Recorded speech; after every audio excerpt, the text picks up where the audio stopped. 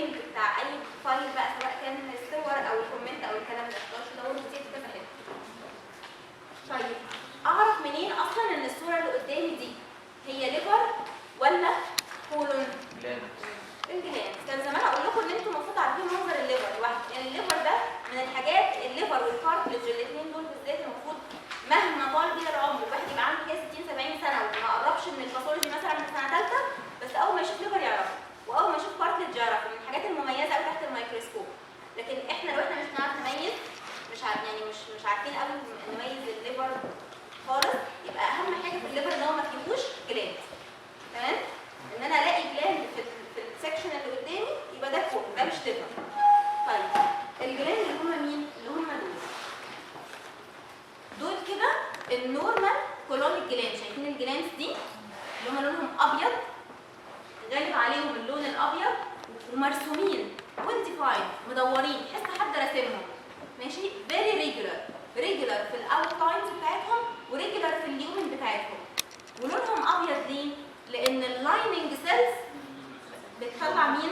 بتطلع ميوكس، والميوكس بيبقى لونه ابيض، والميوكس ده بيبقى زائق النيوكليوس لتحت، خلي النيوكليوس بيزل، والنيوكليوس اصلا لونها ازرق، فهتلاقوا خلاص النيوكليوس لونها ازرق دي متفعصه تحت كده بالميوكس، فمش هتبان اللون الازرق، هيبقى اللون الغالب على الجلاند اللي هو اللون الايه؟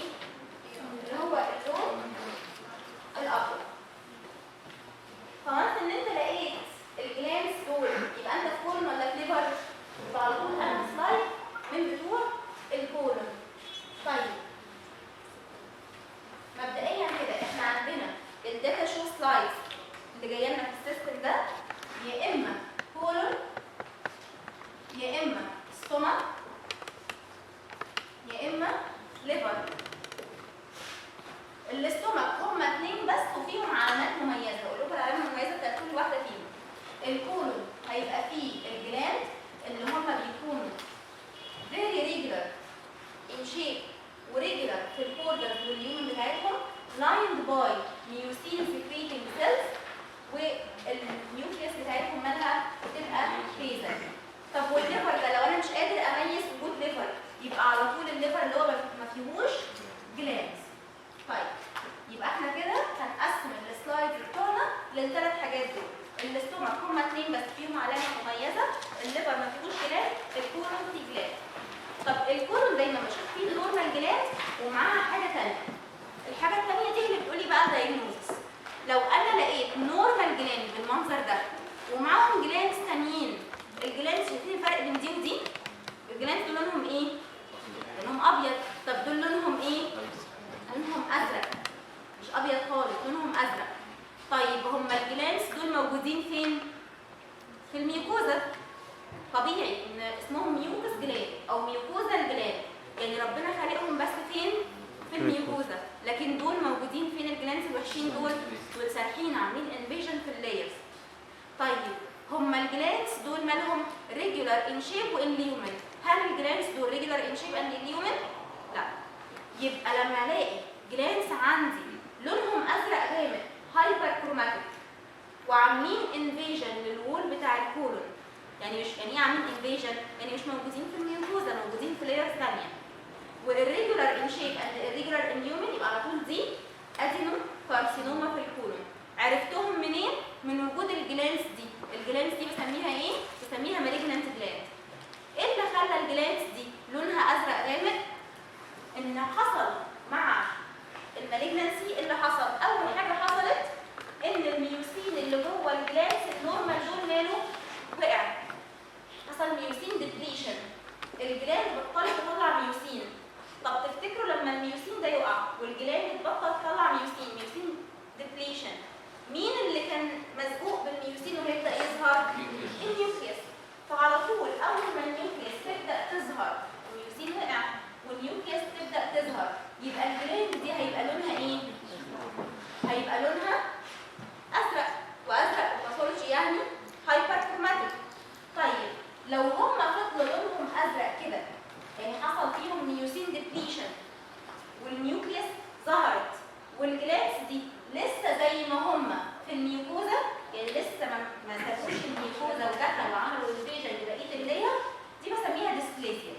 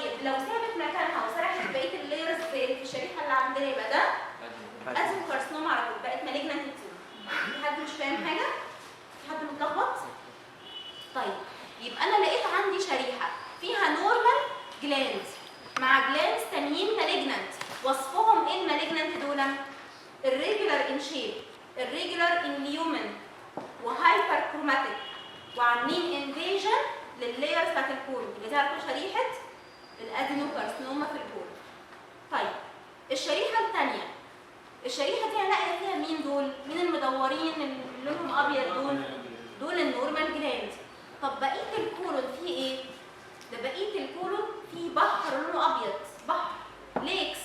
الليكس دي من ايه؟ من الميوسين. والليكس من الميوسين دي عايم فيها خلايا زرقاء صغيره. ده ايه اللي حصل هنا؟ اللي حصل هنا يا ولاد ان ده نوع تاني من التيومرز اللي بتحصل في الكولون، بس بدل ما يحصل فيه ميوسين ديبليشن حصل فيه abnormal ميوسين سكريشن. يعني الجلاند دي، الجلاند اللي هم اللي بداوا يتحولوا يبقوا مالجنت، بدا يحصل فيهم ان هم بقوا ملاين جلاند، بقوا ملاين بمالجنت سيلز اللي هم سيلز فيها الهايبركروميزيا والبليومورفيزم والكلام ده كله. بدات انها ادينوكارسينوما عادي خالص، بس بعد شويه بدا يحصل فيها abnormal ميوسين سكريشن. الجلاند دي اللي هي لايند بمالجنت سيلز بدات تحوش في النص ميوسين، وبدات تبقى ديستندد بميوسين، عماله تطلع ميوسين لغايه ما حصل انها ايه؟ انها فرقعت، حصل لها رابتشر. فلما حصل لها رابتشر ايه اللي حصل؟ الميوسين كله طلع بره الجلاند، الميوسين ده لونه ابيض او لبني فاتح. طيب عمل لنا بحر من الميوسين، بس البحر ده سارح في اللايرز بتاعت الكولون. طب تفتكروا مين اللي هيبقى عايم في البحر ده؟ الخلايا المالجنت اللي كانت عامله لايننج للجلاند، صح؟ فهنلاقوا ان بحر من الميوسين عايم فيه المالجنت سيلز. ممكن شويه خلايا منهم من المالجنت سيلز دول يعني ايه؟ تريتين شويه ميوسين جواها، فتلاقي الميوسين اللي اتجمع جوه الخليه ده النيوكليوس 2 1 سايد، وادى الخليه شكل السيجنت رينج. وده بنكتبه في الكومنت لكن مش بنشوفه خالص في السلايد. لما يجي وقت في الكومنت هقول لكم عليه، بس مش عارف هو جه منين. يبقى فهمتوا الفرق بين الادينوكارسينوما ودي اللي هي الميوكويد كارسينوما. الادينوكارسينوما ايه اللي حصل عندي؟ حصل عندي بس مجرد ميوسين ديبليشن، يعني الجلاند الميوسين بتاعها وقع، فالنيوكليوس ظهرت بقت هايبر كروماتيك، والجلاند بدأوا يبقوا irregular in shape and اليومن، وسرحوا فين؟ في كل اللايرز بتاعت الكولون. على عكس الميوكويد كارسينوما، الميوكويد كارسينوما الابنورمال جلاندز دول بدأوا يجمعوا ميوسين بس بزياده قوي، تمام؟ فجيت مرحله ايه اللي حصل؟ الجلاندز دول مالهم؟ فرقعوا، حصل فيهم رابتشر، فعملوا لنا ليكس من الميوسين، بحر من الميوسين عايم فيه المالجنت سيلز. يبقى دي على طول لما تلاقي شريحه فيها جزء منها النورمال كولون والجزء الثاني بحر ميوسين عايم فيه المالجنت سيلز، يبقى ده على طول شريحه مين؟ الميوكويد كارسينوما في الكولون. طيب احنا كده خدنا خلاص الادينوكارسينوما وخدنا الميوكويد كارسينوما في الكولون. طيب لو لقيت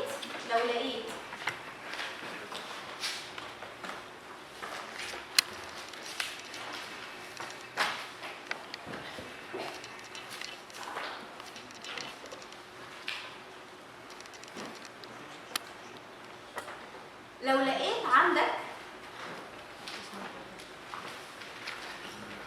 سلايد فيها نورمال كولونيك جلاندز، اثنين نورمال كولونيك جلاندز دول بس هم هنا لونهم يعني الميوسين بتاعهم لونه مدي على لبني شويه، فدول اللي انا مشاور عليهم بالسهم دول الميوكس جلاند اللي بيقولوا لي اصلا ان انا في الكولون. طيب معاهم ايه الميوكس جلاند دول؟ معاهم حاجات لونها اسود كده، واحنا مكبرين عليها عشان نوريها لك. دايما في الامتحان هنجيب لك الصوره المربع اللي جنبها اللي مكبر عليها ده، انا مكبره على ايه؟ على ستراكشر لونه اسود اللي هو مين؟ الهارزيال اوفر.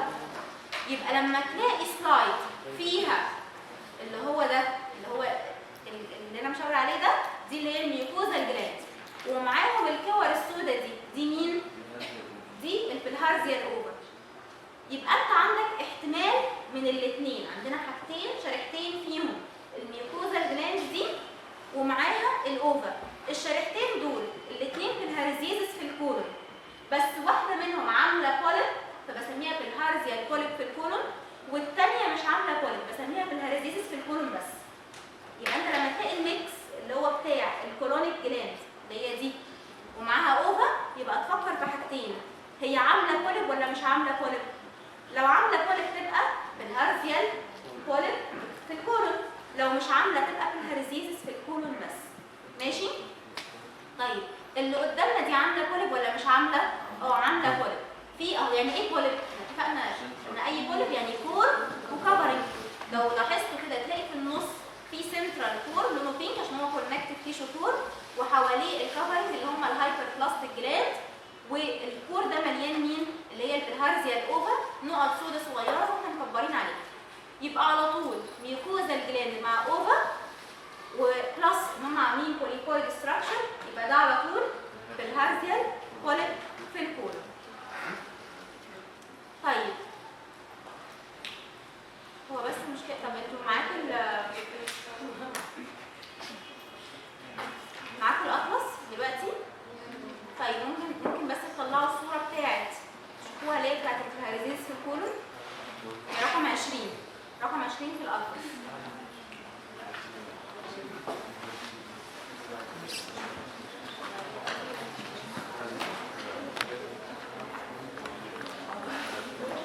هتلاقي فيها ايه؟ هتلاقي فيها اللي هي طلعت الصوره رقم 20 في الاطلس يا ولاد. طيب هتلاقي فيها ايه؟ هتلاقي ان انت عندك السيرفس ميوكوزا اللي هي الميوكوزا الجلاند الاولى، ماشي؟ هتلاقي عندك السيرفس ميوكوزا الجلاند. طيب وتحتهم مين؟ مش عاملين بوليكويد ستراكشر خالص، وهتلاقي تحتهم كده في السب ميوكوزا في كام اوفا لهم اسود كده على جنب، شايفينهم؟ يبقى دي على طول الميكس بتاعه بود الجلاند مع الاوفا ومش عاملين بوليب، فده بسميه ايه؟ بسميه بالهارزيزس بس في الكولون مش بالهارزيا الكولون. يبقى لو انا لقيت بالهارزيا الاوفا في الكولون، يعني الهارزيا الاوفا مع ميوكوزا الجلاند عامله بوليب، تبقى بالهارزيا البوليب في الكولون. طب لو مش عامله تبقى دي بالهارزيزس بس في الكولون. طيب بعد كده لو انا عندي بوليب، شايفين دي هي الميوكاس جلاند اهي، يبقى انا كده في الكولون، كولون وعامل بوليب بس مش معاها اوفا، كولون عامل بوليب بس من غير اوفا، يبقى على طول دي مين؟ دي حاجه اسمها ادينوميتاس بوليب في الكولون. طيب ايه الادينوميتاس بوليب في الكولون دي؟ فاكرين من شويه صغيرين لما قلت لكم ان ساعات الجلاند بتبقى مالجنانت بس لسه موجوده في الميوكوزا، والجلاند المالجنانت دي بتتميز بايه؟ ان فيها ميوسين ديبليشن، وخلى النيوكليس تبقى ظاهره علشان خاطر ايه؟ هو اللي كان مفعصها تحت، فالميوسين وقع فالنيوكليس بدات تظهر، فالجلاند بقت هايبر كروماتيك. طيب البوليب بقى، لو في بوليب في الكولون فيهم الديسبلاستيك جلاند دول، يعني الكولون كده طالع منه بوليب، والبوليب اللايننج بتاعه فيه جلاند فيها ديسبليزيا زي دول كده يا ولاد، شايفين الجلاند الزرق اللي فوق دول؟ هل دول لونهم ابيض زي الطبيعي؟ لا، الطبيعيين اللي هم دول، ده كده النورمال جلاند. هل اللي فوق دول زي اللي تحت ولا مختلفين؟ مختلفين في ايه؟ ان لونهم بقى ازرق، حصل فيهم ميوسين ديبليشن، يعني بقوا مالجنانت بس في مكانهم، حصل فيهم ديسبليزيا. اي بوليب في الدنيا فيها ديسبلاستيك جلاند بسميها ادينوميتاس بوليب. يبقى كلمه ادينوميتاس دي مش معنى ان الجلاند فيها هايبربليزيا ولا اي حاجه خالص، كلمه ادينوميتاس بوليب دي معنى ان البوليب اللي عندي الجلاند فيها ايه؟ فيها ديسبليزيا، عشان لما تكبر تبقى جراح، تبقى دكتور باطنه، تبقى اي حاجه، وتلاقي تقرير الباثولوجي بتاع المنظار اللي انت شايله للعيان في كلمه ادينوميتاس بوليب، على طول اول ما تسمع كلمه ادينوميتاس بوليب لازم تعرف ان الكولون ده فيه مين؟ في ديسبليزيا، وان البوليب دي هي بيناين بس بري كانسرس. تمام؟ طيب يبقى دلوقتي انا عندي بوليب في الكولون، عرفت منين انها في الكولون؟ وجود الميوكاس جلاند. البوليب دي فيها اوفا ولا ما فيهاش؟ ما فيهاش اوفا. فيها ايه بدل الاوفا؟ فيها الديسبلاستيك جلاند دول، هما الجلاند الزرق دول، يبقى على طول دي ادينوميتاس بوليب في الكولون. ماشي؟ يبقى احنا كده عندنا خدنا 2 بوليب في الكولون، واحده فيها اوفا واحده ما فيهاش. اللي فيها اوفا اللي هي البلهارزيا بوليب، واللي ما فيهاش اوفا اللي هي مين؟ الادينوميتاس بوليب في الكولون. طيب بعد كده عندنا 2 سلايدز في الجي اي تي كله فيهم سيجنت رينج سيلز. يعني ايه سيجنت رينج سيلز؟ يعني خليه شبه الخاتم، خليه في حاجه متجمعه في السيتوبلازم بتاعها ايا كان الحاجه دي ايه، والحاجه دي خلت النيوكليوس تبقى بوشد تو وان سايد وادت الخليه شكل السيجنت رينج. في شريحتين عندنا في الجي اي تي والليفر فيهم شكل السيجنت رينج. شريحه منهم في الاستومك. هعرف منين انها في الاستومك؟ اولا اللايننج، في اللايننج الكولامنر اللي فوق ده اللايننج الكولامنر سيلز دي بعتوها في الاستومك، تمام؟ ومعاهم السيجنت رينج سيل اللي هم دول خليه السيتوبلازم بتاعها كلير والنيوكليوس مسقوقه على ناحيه، خليه السيتوبلازم بتاعها كلير والنيوكليوس مسقوقه على ناحيه. يبقى سيجنت رينج في الستومك بتاعته سيجنت رينج كارسينوما في الاستومك. وايه اللي متحوش جوه الخليه مديها منظر السيجنت رينج؟ ده ميوسين، تمام؟ طيب عندنا شريحه ثانيه فيها سيجنت رينج سيلز برضو في الجي اي تي والليفر.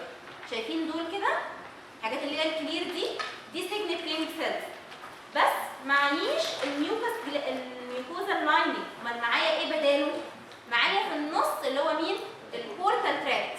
يبقى انا عندي دلوقتي سيجنت رينج هم برضو بس فين؟ في ليفر. يبقى السيجنت رينج اللي في ليفر دول يبقى على طول ده الاستياتوزس اللي هو فاتي تشينج في الليفر. ودلوقتي الخليه دي اللي مخلي شكلها سيجنت رينج عشان هي محوشه ايه جواها؟ محوشه فات، ماشي؟ يبقى انا عندي شريحتين فيهم سيجنت رينج سيلز، واحده فيهم الميوكوزا لايننج ده يبقى دي على طول مين؟ سيجنت رينج كارسينوما في الاستومك. وايه اللي مخلي الخليه شكلها سيجنت رينج؟ وجود مين؟ ميوسين. طيب الشريحه الثانيه فيها سيجنت رينج سيلز برضو بس ما فيهمش الميوكوزا لايننج، في بدلهم في النص بورتال تراكت، يبقى انا في ليفر. طب سيجنت رينج في ليفر يبقى ده استياتوزس او فاتي تشينج في الليفر. وايه اللي مخلي الخليه شكلها سيجنت رينج؟ وجود مين؟ فات، تمام؟ طيب يبقى احنا كده خلصنا اثنين فيهم سيجنت رينج سيلز. طيب الشريحه الوحيده اللي في السيستم ده اللي مسبوغه صبغه مش اتش اند اي، مسبوغه سبيشال ستين، صبغه لونها ازرق. الشريحه هتلاقوا فيها احمر وازرق كالعاده، لا الشريحه كلها زرقاء. الشريحه اللي كلها زرقاء دي بتبقى ستين سبيشال ستين اسمها جيمسا ستين. احنا ليه بنصبغ الجيمسا ستين دي؟ دايما عندنا العينات بتاعت الاستومك اللي هم العيانين اللي واخدين جاستريك بايوبسي او اندوسكوبيك بايوبسي، يعني بيبقوا واخدين عينه من الاستومك بالمنظار عشان عندهم جاسترايتس او اي حاجه. لازم اصلا من اشهر اسباب الجاسترايتس اللي هي مين؟ الاتش بايلوري اورجانيزم. فعلشان كده لازم اي واحد واخد جاستريك بايوبسي اصبغ له الاستومك بتاعته مين؟ بالجيمسا ستين. ليه؟ لان الجيمسا ستين دي هي اللي بتبين الاتش بايلوري. الاتش بايلوري بتبقى عيدان رفيعه قوي. شايفين العيدان الرفيعه قوي دي؟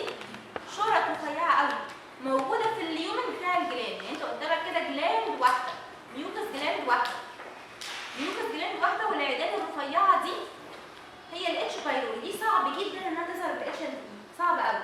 عشان كده لازم نصبغها مين؟ بالجيمسا ستين عشان نقول للعيان انت عندك اورجان.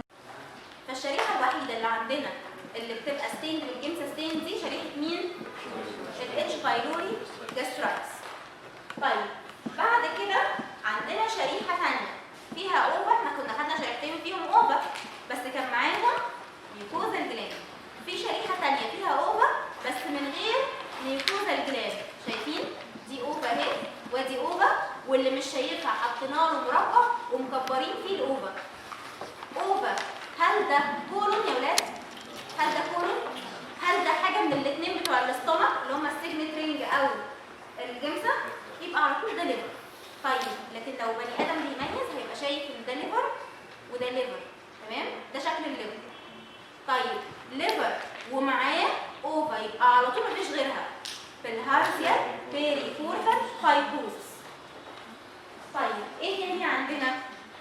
لو عندك شريحه في الليفر، طبعا عرفت منين انها في الليفر بغض النظر ان انت لازم تعرف ان هو ليفر ما فيهوش بس جلاند ولا في سيجنت رينج كارسينوما في الاستومك ولا الجيمسا ستين سلايد، يبقى على طول ده احتمال ان هو ده ايه؟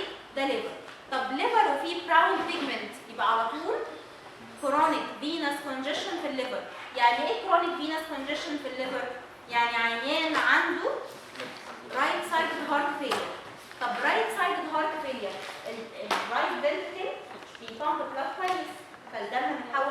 ventricle، وبعد شويه يتحوش فين؟ في الرايت اتريوم، وبعد شويه يتحوش فين؟ في السوبيريور والانفيريور فينا كيفا. طب الانفيريور فينا كيفا هيروح هيعمل باك بريشر على مين؟ على حاجات كتير، منهم السنترال فين بتاع الليفر، كل ده هيبقى كونجستد. السنترال فين بتاع الليفر يبقى كونجستد، فمن كتر الكونجشن يضغط على الهيباتوسايتس اللي حواليه ويعمل فيها اللي هي في السنترال زون اللي حوالين السنترال فين ويعمل لها اتروفي. تمام؟ طيب وبعد كده كمان ممكن نلاقي شويه من البراون بيجمنت، يعني الدم الكونجشن لما بيقعد بيحصل فيه ايه؟ بيتحول لهيموسيدرين، فتلاقي ان بدا يتحول للون البني ده. ايه اللون البني ده؟ ده الهيموسيدرين نتيجه اللونج ستاندنج كونجشن. بيكون مينلي موجود في السنترال زون ولا البريفرال زون؟ مينلي في السنترال. ليه؟ لان هو جاي من الهارت للانفيرو فينا كيفا على السنترال فين، فالمين كونجشن بيكون في السنترال زون، وبعد كده بيعمل باك بريشر بقى على الساينوسويدز، بس بيكون مينلي فين؟ في السنترال زون. فلما تلاقي ليفر ومعاه البراون هيموسيدرين بيجمنت يبقى ده على طول الكرونيك فينس كونجشن في الليفر. طيب بعد كده ده ليفر ولا كولون ولا ستومك؟ ده ليفر، ما فيهوش ولا ميوكاس جلاند ولا فيه الاثنين بتوع الاستومك، يبقى على طول ده ليفر. طب وليفر وكل نوديولز يبقى ده على طول مين؟ ليفر سيروزس. طيب جميل. طب عندنا كمان ليفر هتلاقيه مقسوم كده بالعرض، النص التحتاني بتاعه ليفر والنص الفوقاني مش ليفر. يبقى الليفر الصوره بتاعت الليفر اللي تبقى مقسومه بالعرض دي ده ايه؟ ده ليفر، واللي فوق ده شريطه من البريتونيوم. المشكله مش في الليفر خالص، الليفر سليم. المشكله ان البريتونيوم ده اللي فوق الليفر فيه شويه انفلاميشن، فيه فايبرينس بريتونايتس. فالشريحه اللي تلاقي فيها ليفر مقسوم بالعرض دي شريحه مين؟ فايبرينس بريتونايتس في الليفر. طيب الشريحه دي يعني دي مش بتيجي قوي في الامتحان، لان هي بس ممكن تيجي طبعا، بس هي طبعا يعني ايه احتمالها ضعيف، لان دي المفروض هيباتوسيلولار كارسينوما اون توب سيروزس، واللقطه دي مش مبينه السيروزس، واحنا مش بنحبذها قوي في الامتحانات، بس ممكن لما نلاقي الدنيا عايزين نحط سلايدز او حاجه او فاريشن ممكن تيجي. طيب فالشريحه دي المفروض انها هيباتوسيلولار كارسينوما اون توب سيروزس، بس احنا مش شايفين فيها سيروزس خالص، احنا شايفين شريحه مقسومه بس لونجيتيودينال، نص منها ليفر والنص الثاني خلايا زرق وشكلهم غريب اللي هم المالجنان سيلز. فالجزء ده كده هيباتوسيلولار كارسينوما اون توب سيروزس. ده مش بس انت مش شايف السيروزس، طب هنعلمها ازاي؟ هنعملها علامه.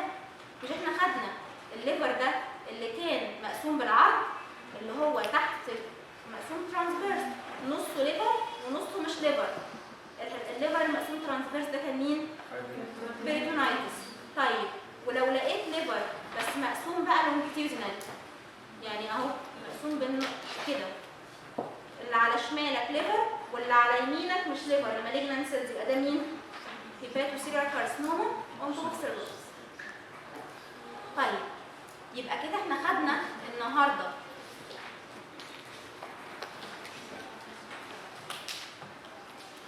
الايدنتيفيكيشن بتاع الداتا شو سلايدز.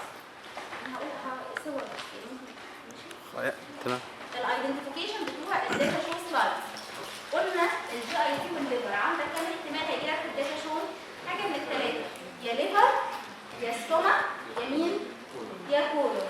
طيب الكولون هعرفه بوجود الميوكاس جلاند، والاستومك هما شريحتين بس بتوع الجيمساستين بتاع السيجنت رينج كارسينوما. طيب والليفر اللي هما ما عدا ذلك اللي هو ولا هما سيجنت رينج ولا هما جيمسا ولا هما مين؟ ولا هما فيهم كولون. طيب لقينا كولونيك جلاند وبقيه الشريحه فيها جلانس برضه بس الريجولار ان شيب واللي يجوا لونهم مزرق، يبقى دي على طول ادينو كارسينوما في الكولون. طيب لقينا شريحه فيها النورمال كولونيك جلاند وبقيه الشريحه بحر من الميوسين في مالجنان سيلز، يبقى ده على طول مين؟ يبقى ده ميوكويد كارسينوما في الكولون. طيب شريحه فيها كولونيك جلاندز وعامله كوليك، طيب هي الكوليك دي فيها اوفا ولا ما فيهاش؟ ما فيهاش، يبقى دي على طول ادينوميتاس كوليك في الكولون. طيب الشريحه دي فيها ايه؟ فيها سيجنت رينج صح؟ طب انا هفكر انا عندي 2 سيجنت رينج في السيستم ده، واحده معاها كولامنر ابيثيليال